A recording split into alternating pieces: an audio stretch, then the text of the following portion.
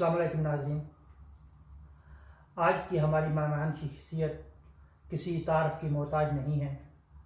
عرصہ دراز سے بارسلونا کمیونٹی کی خدمت کر رہے ہیں. میری مراد چودھری ثاقب طاہر صاحب. السلام علیکم سر.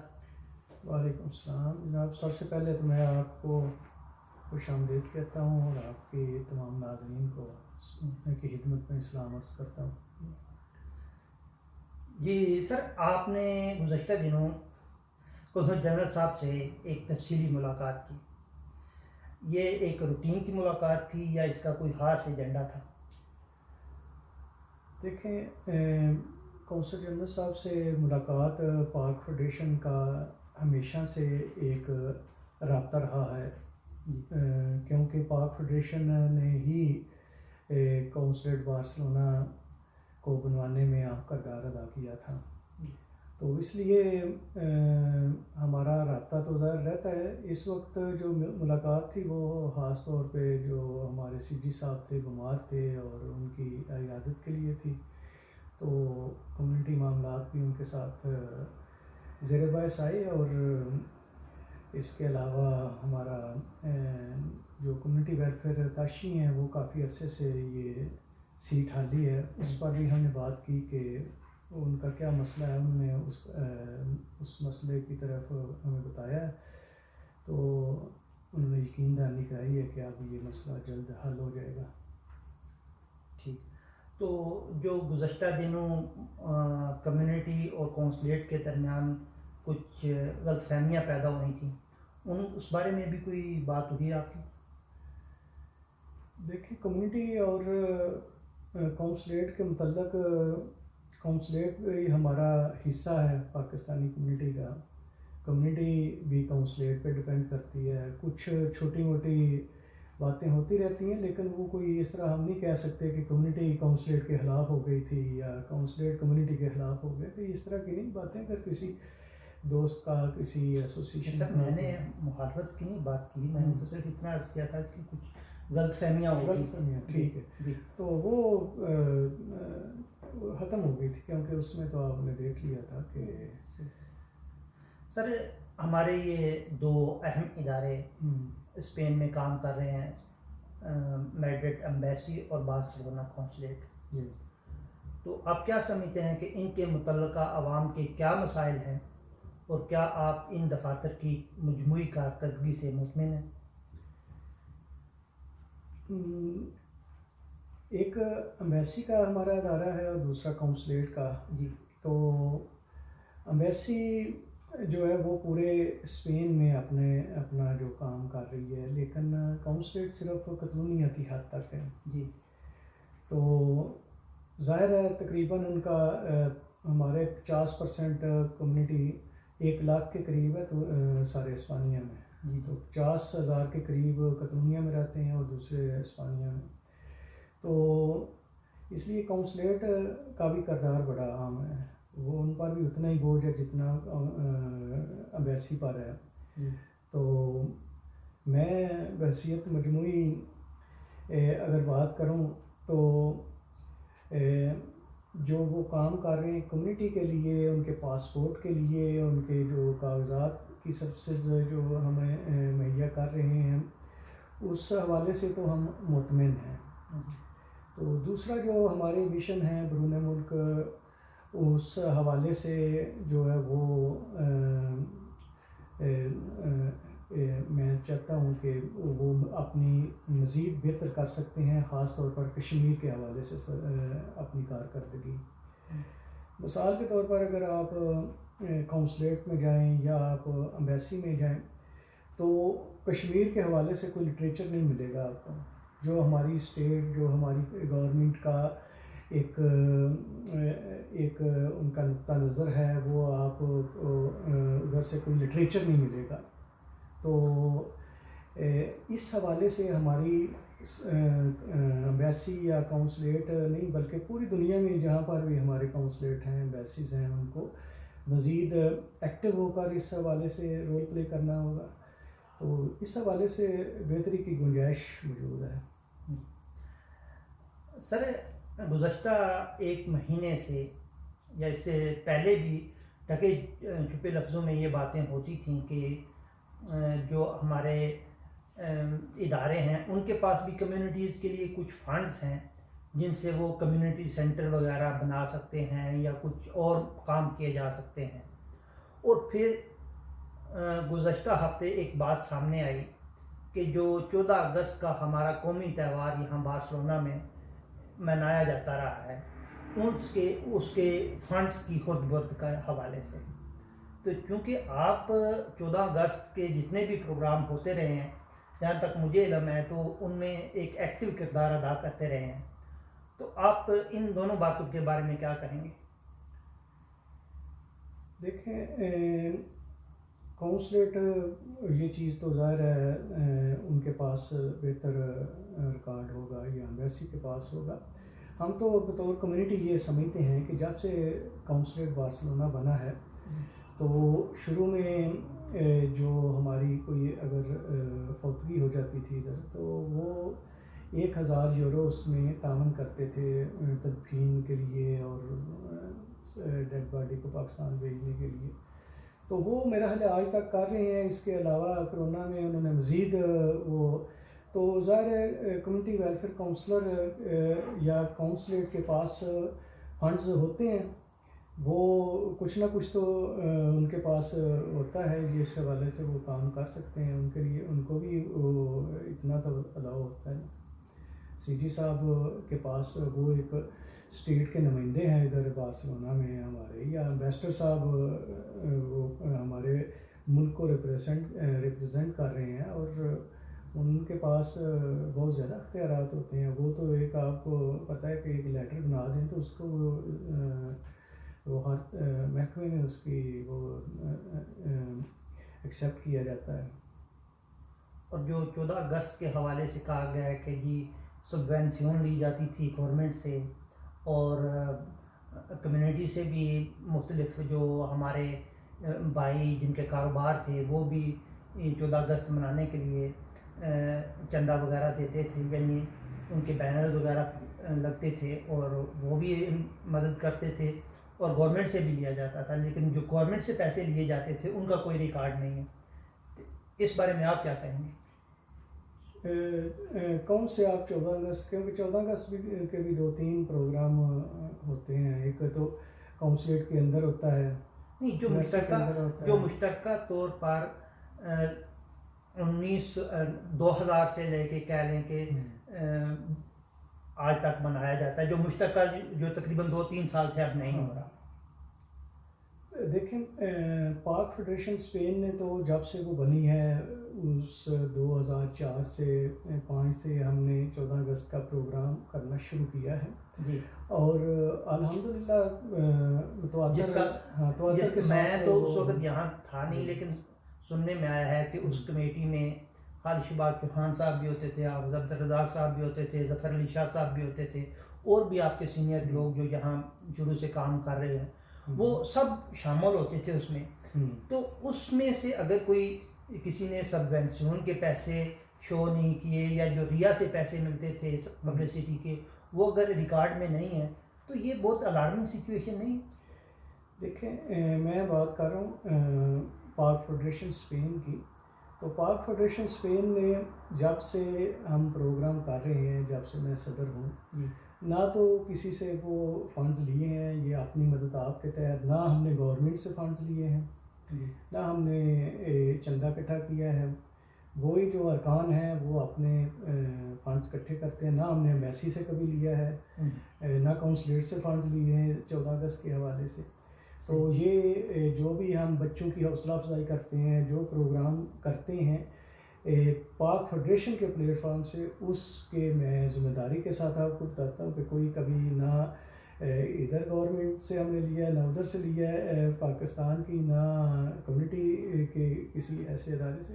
تو اس لیے ہمارا اکاؤنٹ تو کلیئر ہے. تو دوسری جو آپ مختلف دوسری ایسوسیشنوں کی طرف جو آپ کا اشارہ ہے وہ ظاہر ہے ہم تو نہیں بتا سکتے, ہم تو نہیں جانتے. لیکن جو پروگرام تھا 14 اگست کا, جیسے ہم میڈیا کے حوالے سے ہی دیکھتے رہے ہیں, تو وہ تو آج سے اگر 4-5 سال پہلے چلے جائیں تو ایک مشترکہ پروگرام ہی ہوتا تھا نا. جی جی.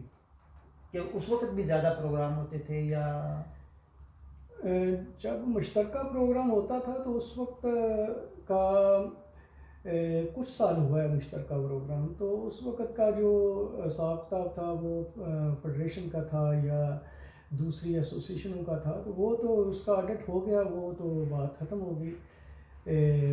میں تو اب آپ کو بات کر رہا ہوں جب سے میں صدر بنا ہوں، وہ اس آپ کس سن سے کس سن تک کی بات کر رہے ہیں؟ میں تو 2016 سے اب تک کی بات کر رہا ہوں کہ یہ مسلسل ہم نے 4 پروگرام کیے ہیں۔ یہ بات سر ہو رہی ہے جو پچھلے دنوں سوشل میڈیا پہ اٹھائی گئی ہے 2000 سے لے کے 2015 تک تقریباً۔ اچھا، نہیں مجھے نہیں پتہ اس حوالے سے، اگر کسی نے کوئی فنڈز لیے ہیں جس کو پتہ ہے کہ فلاں شخص نے فنڈز لیے ہیں یا ایسوسیشن نے فنڈز لیے ہیں، تو وہ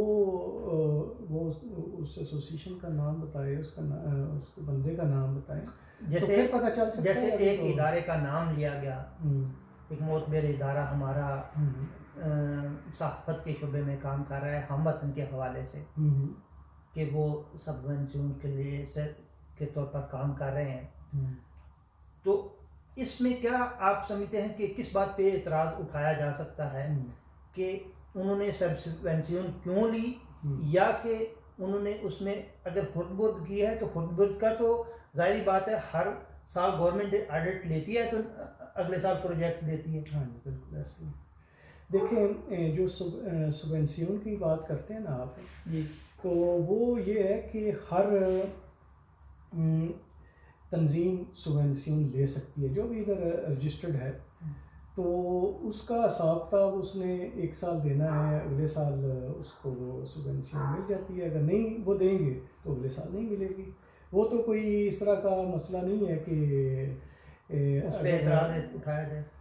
میرا نہیں خیال کہ، کیونکہ ایسوسیشن جو ہوتی ہے وہ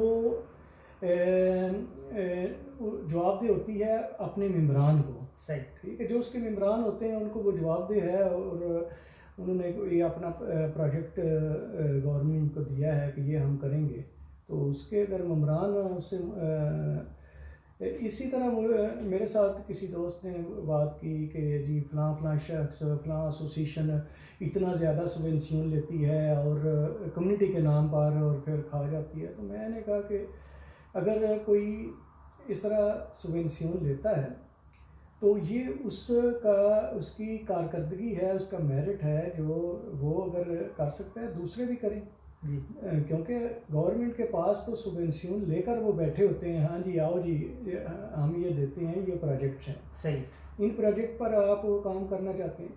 لیکن میں آپ کو پاک فیڈریشن کا بتاتا ہوں کہ پاک فیڈریشن کیوں نہیں لیتی سبونشن۔ صحیح، وہ پاک فیڈریشن کا یہ ہے کہ ہم پاکستانی کمیونٹی کو ریپریزنٹ کر رہے ہوتے ہیں۔ صحیح، کافی مرتبہ ایسا بھی ہوتا ہے کہ جن لوگوں سے ہم نے سبونشن لینی ہے، وہ یوتامنٹ ہو، جنرل اطاعت ہو یا کوئی بھی ادارہ ہو، تو بعض اوقات ہمارے مفادات آپس میں ٹکراتے ہیں۔ صحیح، ہم نے پاکستانی کمیونٹی کو ریپرزینٹ کرنا ہے، صحیح، تو جب ہم نے وہ پیسے لیے ہوں گے پھر ہم آنکھوں میں آنکھیں ڈال کر بات نہیں کر سکتے ان سے، پھر ہم کہہ نہیں سکتے نہیں جی ہمارا یہ حق ہے ہماری کمیونٹی کا۔ جیسے ہم نے یہ کئی ایسے ایشو ہیں جس پر ہم نے جدوجہد کی ہے، بات کی ہے، تو اس لیے اگر سبونشن لیتے ہیں تو اس کی اپنے پرو بھی ہیں کنٹرا بھی ہیں، تو ہمارا جو اب تک یہی رہا ہے کہ اگر ہم سبونشن لیں گے گورنمنٹ سے پھر ان کی باتیں بھی وہ ساری ماننی پڑیں گی، اگر نہیں مانیں گے تو اگلے سال نہیں دیں گے۔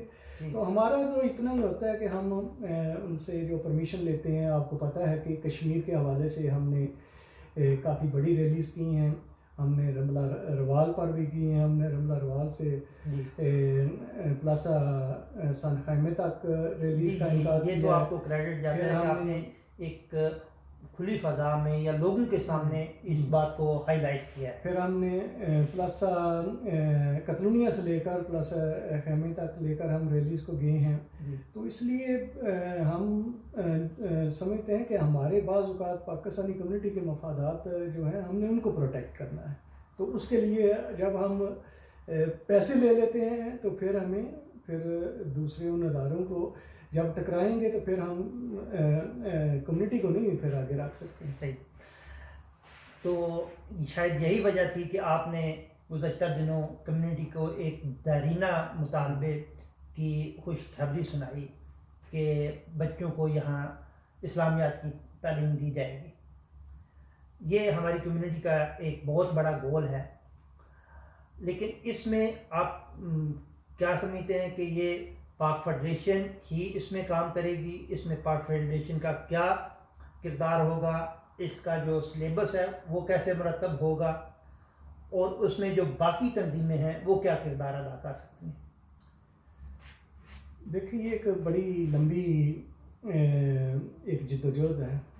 92 سے لے کر اب تک مسلمان اس جدوجہد کو کر رہے ہیں. 92 میں گورنمنٹ اسپانیہ نے مسلمانوں کے حقوق کے لیے وہ ایک قانون بنایا تھا. وہ اس میں اکوردو کی تھی مسلمانوں کی کمیشن اسلامیکو کے ساتھ، اور کمیشن اسلامی کو تمام اسپانیہ میں رہنے والے مسلمانوں کو ریپرزینٹ کرتا ہے.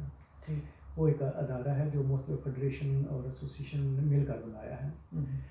تو اس کے ذریعے جب یہ مسلمانوں کے حقوق کو بحال کیا گیا، یعنی 1610 میں جب مسلمانوں کے حقوق کو ختم کیا گیا تھا، سلب کیا گیا تھا، جب ادھر سے ایک ایک مسلمان کو نکال دیا گیا تھا، جو جن کے نام بھی مسلمانوں والے تھے ان کو مار دیا گیا تھا. ان کو آپ کو پتہ ہے کتنا ظلم ہوا تھا اسپانیہ میں. اس کے بعد انہوں نے وہ پابندی لگا دی تھی. تو اسپانیہ چونکہ اب وہ ڈیموکریسی بھی تھی اور ایک جمہوریت بحال ہوئی تھی، تو اس وقت پھر مسلمانوں کو حقوق دیے گئے تھے. تو یہ ایسے حقوق ہیں جو میں سمجھتا ہوں کہ اسپانیہ میں رہنے والے مسلمانوں کو جتنے حقوق ملے ہیں وہ یورپ میں کسی بھی دوسرے ملک میں اتنے حقوق نہیں ہیں. مثال کے طور پر میں آپ کو بتاتا ہوں کہ ہماری 10 چھٹیوں کو ایکسیپٹ کیا گیا ہے. یہ بھی ایک نئی بات ہے. ہاں یہ بھی ایک نئی بات ہے، لیکن لوگوں کو پتہ نہیں ہے. ہم نے ابھی وہ کر رہے ہیں ہم ٹرانسلیشن اس پورے قانون کی، آئین کی، تاکہ اردو میں لوگوں کو پتہ چلے کہ ہمارے ادھر حقوق کیا ہیں بطور مسلمان. یعنی 10 چھٹیاں ہیں، اس میں آپ یکم محرم کی چھٹی ہے، 10 محرم کی چھٹی ہے، 12 ربیع الاول کی چھٹی ہے، پھر شب معراج کی چھٹی ہے، پھر دونوں عیدوں پر 3 دن چھٹی ہیں. صحیح. وہ ہم اپنے بچوں کو ان دنوں میں اسکولوں سے چھٹی کرا سکتے ہیں. اگر بچوں کا اس دن امتحان ہو رہا ہے تو وہ امتحان سے بھی آپ چھٹی کروا سکتے ہیں، اور اسکول پابند ہیں اس بات کے کہ وہ ان کو کسی اور دن وہ پرچہ امتحان لیں. جو طلباء دور ہے ہمارے امپریسوں میں کام کرتے ہیں ان دنوں میں، وہ ان نے پہلے خیفے کو بتانا ہوتا ہے تاکہ وہ اپنا وہ تو ظاہر بات ہے، لیکن ان کی وہ چھٹیاں موجود ہیں اور وہ کر سکتے ہیں. یہ اسپانیہ کے قانون نے ہمیں وہ حق دیا ہے کہ آپ یہ. دوسری جو ہے یہ بچوں کے جو آپ نے بات کی ہے، وہ تو اب مختلف صوبائی گورنمنٹس جو اسپانیہ میں جتنی بھی جو ہیں کمیونٹیز ہیں، اس میں کسی میں تعلیم دی جا رہی ہے، کسی میں نہیں دی جا رہی. تو کتلونیہ گورنمنٹ نے اس دفعہ جو مسلمانوں کی ایسوسیشنیں ہیں اور فیڈریشنیں ہیں، ہم نے مل کر ایک جو اس دفعہ اتنا زیادہ وہ مہم چلائی تھی اور گورنمنٹ سے کہا تھا کہ اس دفعہ ہمیں یہ حق ملنا چاہیے. اگر نہیں ملیں گے تو پھر آپ نہیں دیتے تو پھر یہ قانون موجود ہے. جس طرح ایک ریڈ لائٹس میں آپ گاڑی چلاتے ہوئے پار کر جاتے ہیں، سرخ بتی کو کراس کرتے ہیں تو آپ کو جرمانہ بھی ہوتا ہے، سزا بھی ہوتی ہے. اسی طرح اگر صوبائی گورنمنٹ قانون پر عمل نہیں کرتی تو اس کو بھی سزا ملنی چاہیے. اگر وہ قانون پر عمل نہیں کر رہے تو ان کو سزا دینے والا کون ہے؟ یعنی ہمارے حقوق کو سلب رکھا ہوا ہے جو صوبائی گورنمنٹس ہیں. ہمارے بچے جس اسکول میں 10 یا 10 سے زیادہ بچے زیر تعلیم ہیں، وہ والدین جو جب داخلہ کرواتے ہیں اسکولوں میں تو وہ فارم پر فل کیا جاتا ہے. وہ ہر اسکول میں وہ فارم دیتے ہیں، اس میں لکھا ہوتا ہے کہ آپ اسلامیات کی تعلیم دینا چاہتے ہیں، ریلیجن اسلامی کو، کرسچیانو، یہودی و یہ 4 مذاہب ہیں جس کو اسٹیٹ نے وہ ہاں جی ان کو ان کی تعلیم دی جا سکتی ہے، بلکہ دینی چاہیے. صحیح. جو بھی والدین اپلائی کریں گے ان کو اسکول کو یا جنرلیتات کو جو صوبائی گورنمنٹ اس پر فرض ہے کہ وہ اس کی تعلیم دیں. صحیح. اب کیا تھا مسئلہ، اب وہ ان کا یہ 28 سال سے یہی تھا کہ جی کبھی کہتے تھے وہ پروفیسر نہیں ہیں اسلامیات کے، کبھی کہتے تھے کہ یہ والدین اپلائی نہیں کرتے، وہ ٹک نہیں کرتے اس میں اسلامی. تو پھر ہم نے پچھلے سال ہم نے تقریباً 2000 جو والدین کی طرف سے سولیسیٹوٹ کر کے ان کو دیا کہ ہم چاہتے ہیں ہمارے بچوں کو تعلیم دی جائے. اب ان کے پاس بھاگنے کے لیے وہ کوئی راستہ نہیں رہا تھا. تو اب بھی میں سمجھتا ہوں کہ صوبائی گورنمنٹ نے 4 مختلف علاقوں میں، جن میں ہر علاقے میں 2 اسکولوں میں جو ایکسیپٹ کیا ہے کہ تقریباً 8 اسکولوں میں یہ اسلامیات کی تعلیم دیں گے. تو میں سمجھتا ہوں کہ ہمارے بچے اس کی بجائے کہ وہ انٹرنیٹ سے یا وہ تعلیم قرآن پاک کی یا اسلام کی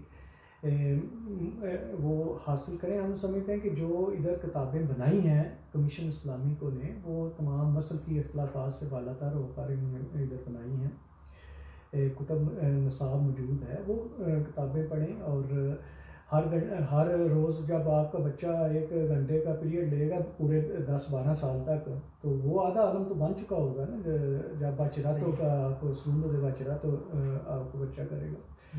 تو اس لیے ہم چاہتے ہیں کہ ہم ادھر رہ رہے ہیں، ادھر اپنا ٹیکسز ادا کر رہے ہیں، ہم شہری ہیں، ہم بطور مسلمان ادھر ان کی تقریباً 8 لاکھ کے قریب نیشنلٹی ہولڈر ہیں، 1 ملین کے قریب، اور دوسرا 1 ملین کے قریب ریزیڈنٹ ہولڈر ہیں. تو اس لیے ہمارے حقوق جو ہے اب ملنے چاہیے. تو گورنمنٹ نے یہ وہ دیا تھا، لیکن اعلان کر دیا ہے اس سال وہ کچھ اسکولوں میں پڑھا رہے ہیں، لیکن ہماری جدوجہد ابھی جاری ہے. ہم چاہتے ہیں کہ ہر اسکول میں، قانون کے مطابق تو ہر وہ اسکول جس میں 10 یا 10 سے زیادہ بچے اپلائی کرتے ہیں اور مسلمانوں کے بچے پڑھ رہے ہیں اور وہ اپلائی کرتے ہیں کہ ہمیں اسلامیات کی تعلیم دی جائے، تو وہ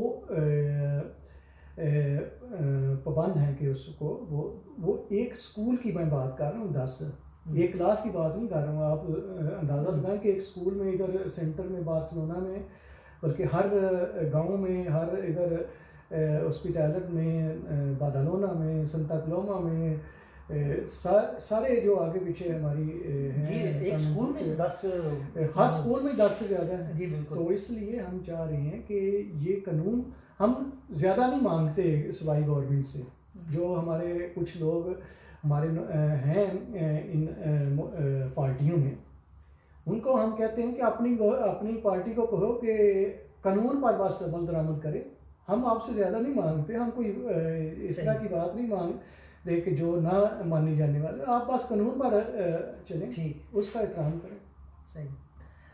تو ہماری جو نوجوان نسل ہے وہ منفی سرگرمیوں میں شامل ہونا شروع ہو گئی ہے، اور بات یہاں تک پہنچی کہ گزشتہ سال 1-2 جانیں بھی ضائع ہوں. تو نوجوان نسل جو ہوتی ہے وہ ہر قوم کا سرمایہ ہوتی ہے. تو آپ چونکہ پوری پاکستانی کمیونٹی کی نمائندگی کر رہے ہیں، تو اس بارے میں آپ کی کیا ترجیحات ہیں، آپ کے پاس کیا پلان ہیں کہ ان کو ان منفی سرگرمیوں سے روکا جا سکے؟ ٹھیک ہے اظہر بھائی، یہ ایک المیہ ہے. اس میں کمیونٹی کو پتہ ہے کہ اس وقت ہماری جو نوجوان نسل ادھر پروان چڑھ رہی ہے. جو بچے ہم جب اپلائی کرتے ہیں وہ ان کو ادھر ہم بلا لیتے ہیں، لیکن اس کے لیے ضروری ہے کہ ہمارے پاس جو مستقبل کا کوئی ایجنڈا بھی ہو کہ ہم نے اپنے بچوں کو بنانا کیا ہے ادھر بلا کر. 2 طرح کی ذہنیت ہوتی ہے. کچھ والدین سمجھتے ہیں کہ ہم اپنے بچوں کو بلائیں اور وہ کام کاج میں ہمارا ساتھ دیں, ہاتھ بٹائیں. ایک تو یہ ہے. اور دوسرا یہ ہے کہ والدین چاہتے ہیں کہ ہم ادھر بچوں کو بلائیں اور ان کو پڑھائیں اور بڑا اچھی تعلیم دیں, اور کل کو وہ ہمارا نام بھی روشن کریں, پاکستان کا نام روشن کریں, ادھر اعلیٰ اداروں میں جائیں, اعلیٰ ڈگریاں لیں, اور سیاسی جماعتوں میں بھی جائیں. یہ لوگ چاہتے ہیں ہمارے. تو جو پہلی بات میں نے پہلی طرح کے جو ہیں والدین, وہ تو ظاہر ہے ان کا تو ایجنڈا کلیئر ہوتا ہے کہ ہم نے اپنے بچوں کو کام پر لگانا ہے اور اپنا جو ہے وہ یہ ذمہ داری دینی ہے. اور دوسرے جو والدین ہیں میں ان کو اپریشیٹ کروں گا کہ وہ سمجھتے ہیں کہ ہم نے اپنے بچوں کو پڑھانا ہے, اور اس ملک میں وہ ہم چاہتے ہیں کہ بڑے عہدوں تک جائیں اور اعلیٰ ڈگریاں حاصل کریں. تو ان کے لیے ضروری ہے کہ وہ بچوں کو اپنے اہداف, مستقبل کا ہدف دیں, گول دیں. تو گول کیا ہونا چاہیے؟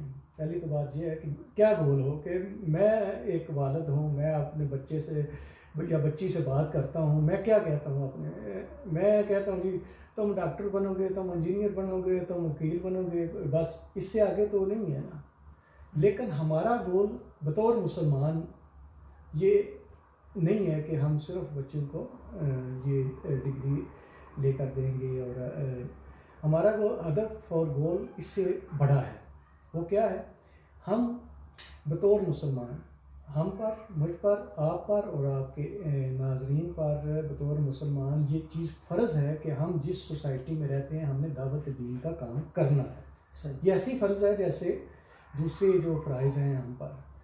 تو اس لیے ہماری نیت, ہم کام تو کر رہے ہیں اپنے جو روزگار ہے اس کے لیے, اپنے جینے کے لیے, اور اپنی, تو ہماری نیت یہ ہونی چاہیے کہ ہم نے اپنے مذہب کی اپنے بچوں کو بھی تعلیم دینی ہے, اور پھر اس سوسائٹی کو بھی اگر ہم سمجھتے ہیں کہ ہمارا دین سچا دین ہے, اچھا دین ہے, تو پھر ہم کو چاہیے کہ اپنے بچوں کے ذہن میں یہ بات بٹھائیں کہ ہم نے چینج لے کر آنی ہے.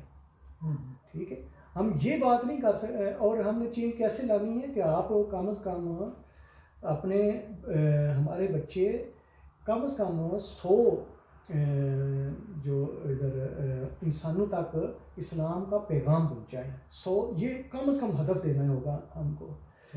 یہ جب آپ دیں گے 100 افراد کے لیے, تو پھر وہ ان کو پتہ چل جائے گا کہ یہ جو ڈگری ہم لے رہے ہیں ڈاکٹر کی, انجینئر کی, یہ ہماری منزل تک پہنچنے کا ذریعہ ہے, لیکن یہ ہدف نہیں ہے.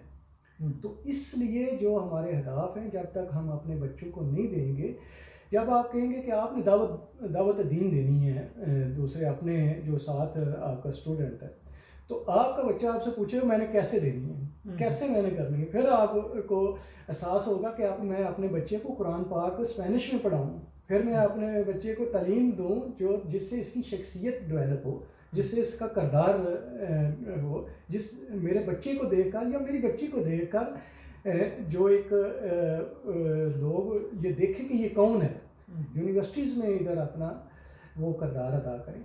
تو اس سے پھر اپنے پاس اس کے پاس علم ہو, نبی صلی اللہ علیہ وسلم کی سیرت کے متعلق ان کو پتہ ہو, ان کی زندگی کے متعلق ان کو پتہ ہے, ان کے ہر شعبہ زندگی کے متعلق ان کے پاس دلائل ہوں. اگر بچی ہے تو اس کے پاس حجاب کے لیے دلائل ہوں, اس کے پاس کوئی بات کرے تو اسی وقت وہ خود بتائے کہ یہ ہمارا دین ہے, اس پر ہم کسی بھی معاشرے میں ہم اس پر سمجھوتا نہیں ہم کر سکتے. تو یہ ہمیں اسپین کا قانون اور دستور یہ ہمیں اس چیز کا حق دیتا ہے بطور مسلمان کہ ہم اپنے مذہب پر, اپنے دین پر عمل کر سکتے ہیں, مساجد بنا سکتے ہیں, اسکولوں میں بھی تعلیم حاصل کر سکتے ہیں, اور بالکل ہم جیسے دین پر عمل کرنا چاہتے ہیں ہمیں کوئی وہ اس سے روک نہیں سکتا. تو اس لیے بچوں کی تعلیم و تربیت کے لیے پہلے جس طرح ہماری تبلیغی جماعت کے بھائی ہیں وہ دوسرے لوگوں کے پاس جاتے ہیں، اور جی ہم مسجد میں آئے ہیں، جماعت آئی ہے، آپ آئیں اور اللہ کے رسول کی بات ہوگی، تو پھر جو بھائی جاتے ہیں دوسروں کو اسلام کی دعوت دیتے ہیں، پھر ان کو پتہ چل جاتا ہے، کم از کم وہ جب جماعت میں نہیں ہوتے تو پھر بھی ذہن میں ہوتا ہے ان کے بعد کہ میں تو دوسرے لوگوں کو دعوت دے رہا تھا، اور میں خود تو نماز پڑھوں، اب خود تو میں اسلام پر عمل کروں، دین پر چلوں۔ تو یہی بات ہے کہ ہم اپنے بچوں کو جب وہ بتائیں گے تو وہ کم از کم، کیونکہ یہ کشمکش مول لینی پڑے گی جب ہم اس سوسائٹی میں ہیں، تو یہ ہم ایسے نہیں چھوڑ سکتے اپنے بچوں کو۔ ہم ہمارا جو مقصد ہے ادھر، یہ اگر تو پیسہ کمانا ہو تو پھر تو بڑے پیسے ہو گئے جو کما لیے وہ ہم کما کر واپس چلے گئے۔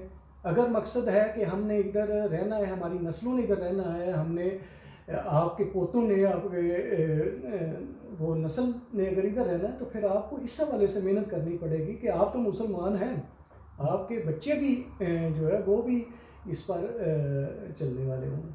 یہ ڈپینڈ کرتا ہے ہم کتنی اہمیت کتنی دیتے ہیں۔ مثال کے طور پر میں آپ کو بتاتا ہوں، ہمارے والدین بچے نے جب اسکول جانا ہوتا ہے یا بچے نے اسکول جانا ہوتا ہے تو صبح کے ٹائم پر اٹھا دیتے ہیں، ٹھیک ہے، وہ اسکول کا ٹائم ہو گیا، وہ 8 بجے جلدی جلدی اٹھو، لیکن جب نماز پڑھنی ہوتی ہے تو پھر وہ اکثریت وہ نہیں اٹھاتی۔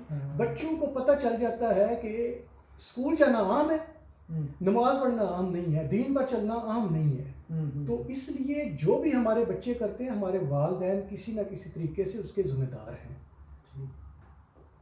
جی، ہمارے معاشرے کا ایک اہم حصہ رہی ہیں مساجد، اور بارسلونا میں بھی ماشاءاللہ ہر محلے میں تقریباً مسجد موجود ہے، تو مساجد کے کردار سے آپ کس حد تک متفق ہیں یا اس میں بہتری کی گنجائش ہے؟ جی، مساجد الحمدللہ بارسلونا میں بھی اور پورے اسپین میں مسلمان جہاں پر بھی کچھ آبادی ہوتی ہے وہ بناتے ہیں۔ یہ ایک بہت بڑا ہمارے خیر کا ایک پہلو ہے مساجد بنانا، ادھر نماز پڑھنی اور ایک اجتماعیت کے لیے ایک جگہ کا انتخاب۔ تو یہ تو سنت رسول صلی اللہ علیہ وسلم ہے کہ جب وہ ہجرت کر کے مدینہ میں گئے تو سب سے پہلے انہوں نے مسجد کی بنیاد رکھی تھی، تو اس لیے مساجد ہمارے جو مسلمانوں میں وہ تڑپ ہے بنانے کے لیے وہ بہت ضروری ہے، اور یہ بڑا اچھا کام ہے۔ اس کے حوالے سے میں یہ بات بتاؤں گا کہ مساجد جب بن جاتی ہیں تو ان کے لیے ایک انڈیپینڈنٹ وہ کمیٹی ہو، علاقے کی ہو اور وہ اس محلے کی ہو، وہ ان کو چلائیں، ڈیموکریٹکلی وہ اپنا وہ چنیں، اور اس طرح وہ مسائل پیش نہیں آئیں گے۔ تو یہ تو ان کے کردار، وہ کیا کردار ادا کرتے ہیں، وہ بچوں کو بھی پڑھاتے ہیں اور وہ نماز کے لیے بھی وہ کرتے ہیں ایسوسیشنیں بنا کر۔ تو الحمدللہ جو کام لوگ کر رہے ہیں ہم ان کے لیے دعا گو ہیں کہ وہ مزید بہتر کریں کام۔ اس حوالے سے ہم ان پر تنقید کا کیسے ہم سوچ سکتے ہیں؟ بالکل نہیں، وہ تو جو کر رہے ہیں اللہ تعالیٰ ان کو مزید کرنے کی توفیق عطا فرمائے، اور ہم سب کو جس میں علاقے میں رہ رہے ہیں وہ اپنی طور پر اس حوالے سے سوچیں، اور ضروری نہیں ہے کہ مساجد صرف کوئی خاص ادارے ہی بنا سکتے ہیں۔ مساجد میں ہم مسلمان جہاں پر 3 مسلمان موجود ہیں ایسوسیشن آپ رجسٹرڈ کرائیں اور اپنے علاقے میں اپنی گلی میں مسجد بنا لیں۔ پاکستان میں تو ہم نے جب سے ہوش سنبھالا ہے کہ اسلامی تہواروں کے دنوں کے متعلق جو اختلاف ہے وہ رہا ہی ہے، اور جب سے یورپ میں آئے ہیں تو زیادہ تر یو کے میں سننے میں آتا تھا جی کہ ہاں 2 عیدیں ہو گئیں یا 2 مختلف تہوار منائے گئے، لیکن گزشتہ سال یہاں بھی یہ عمل دہرانے کی کوشش کی گئی، تو اس کے لیے کیا آیا کوئی لایا عمل تیار کیا جا سکتا ہے کہ یہ تہوار جو ہیں وہ ہم مشترکہ طور پر ایک ہی دن منا سکیں؟ دیکھیں اس کے لیے ہم نے پاک فیڈریشن میں نے کونسل برائے مذہبی امور اپنا ادارہ بنایا ہے جس میں ہم کوشش کر رہے ہیں کہ تمام مکتبہ فکر کے لوگ اس میں، مسلک کے لوگ اس میں شامل ہوں، اور ہماری جو ہے ایک مسلسل ہماری گفتگو اور ہمارے وہ اس میں کوشش ہو کہ جو مسائل ہیں، جس طرح آپ بات کر رہے ہیں کہ پاکستان میں جو مسلکی مسائل ہیں وہ فرقہ واریت ہے، اس طرح کا ادھر کوئی ایسا ماحول نہ بنے، اس لیے اس حوالے سے ہم نے یہ کونسل بنائی ہے۔ اس میں تمام مکتبہ فکر کے لوگ موجود ہیں، تو ہماری ظاہر کوشش ہے کہ وہ ایک اچھا ماحول بارسلونا میں، اسپین میں وہ پروان چڑھے۔ تو ویسے تو آپ کو پتہ ہے کہ کسی کی سوچ پر پابندی نہیں لگا سکتے، کوئی بندہ سوال اٹھا سکتا ہے، اس میں کوئی سوال اٹھانے میں کوئی حرج نہیں ہے کہ ہم اسپین میں رہتے ہیں، ہمیں ادھر اپنا چاند دیکھ کر عید کرنی ہے۔ یہ ایک جو ایک مسلسل عمل ہے، اس میں بہتری کی گنجائش موجود ہوتی ہے۔ تمام لوگوں سے جو لیڈرشپ ہے مسلمانوں کی، ان کے ساتھ بات کرنے کی ضرورت ہوتی ہے، تو وہ ساتھ ساتھ اس طرح کا چلتا رہے گا، جہاں یہ اس کو ہم بالکل وہ روک نہیں سکتے کہ کوئی بندہ وہ آواز نہ اٹھائے، لیکن یہ ہے کہ اگر اجتماعیت میں کوئی چیز طے ہو جاتی ہے کہ ٹھیک ہے جی، ہو سکتا ہے کہ ایک چیز ہم نے طے کر لی ہے، میں پسند نہیں کرتا لیکن اکثریت نے وہ طے کر لیا، تو پھر ہم اس کو اس طرح چلنا چاہیے۔ تو ویسے میں ذاتی طور پر سمجھتا ہوں کہ ہم اسپین میں رہتے ہیں، اسپین میں ہمیں اپنا ایک وہ کیلنڈر بنانا چاہیے، اور چاند کے حوالے سے تو اس وقت تو سائنس اتنی ترقی کر چکی ہے کہ میں نے ایک ادھر ہمارے وہ ادارہ ہے سابادل میں، اسٹرونومی کا سینٹر ہے، تو ایک دفعہ ہم نے کوشش کی تھی کہ ان کے ساتھ وہ مل کر اپنا ایک بنائیں، ہاں، تو انہوں نے کہا تھا کہ ہم تو آپ کو 100 سال آگے کا وہ دے دیتے ہیں چاند کا، اس میں تو کوئی مسئلہ نہیں ہے، وہ تو ایک سیکنڈ کی پتہ چل جاتا ہے کہ وہ کب چاند نکلے گا، کس دن نکلے گا، کس دن نہیں نکلے گا، تو بڑا آسان ہے اس حوالے سے۔ تو وہ اس پر جو ہمارے علماء ہیں حضرات، وہ یہ اس میں انہوں نے وہ ایک فیصلہ یہ کرنا ہے، جو لوگ اہل علم ہیں، کہ چاند کتنے سیکنڈ کا ہو، کتنے منٹ کا ہو، وہ کتنے کا ہو، تو پھر اس کو کنسیڈر کیا جائے۔ اگر اتنے وہ ایک فیصلہ کر لیں تو 100 سال کا ہم وہ بنا سکتے ہیں کیلنڈر، اس میں، کیونکہ یہ بات جو ہے نا کہ ہم وہ دیکھیں گے چاند کا، تو یہ ایک اچھی بات ہے، چاند کو دیکھنا چاہیے، لیکن ادھر جو ہماری ضرورت ہے وہ یہ ہے کہ اگر آپ بطور ورکر ہیں فرض کر لیں، تو آپ نے اپنے حیفے کو بتانا ہے کہ میں نے فلاں دن میری چھٹی ہوگی، فلاں دن آپ نے پہلے بتانا ہے۔ اس طرح اگر ہم نے کوئی فیستے منانے ہیں، ہم نے چیزیں جگہ ضرور کرنی ہے، تو وہ ہمیں پہلے پتہ ہونا چاہیے نا۔ جی بالکل۔ تو بچوں کے بھی وہ اسکولوں میں ہمیں پتہ ہونا چاہیے، تو اس طرح یہ جو حالات و واقعات ہیں اس کے مطابق جو بات چلتی رہے گی انشاءاللہ۔ اگر کسی طرف سے کوئی بات اٹھتی ہے تو ہم سب کو مدعو کریں گے، ان کو بلائیں گے، ان پہ ہماری تو کوشش ہے، آگے پھر اللہ تعالیٰ نے جو وہ اس میں پھل لگانا ہوتا ہے۔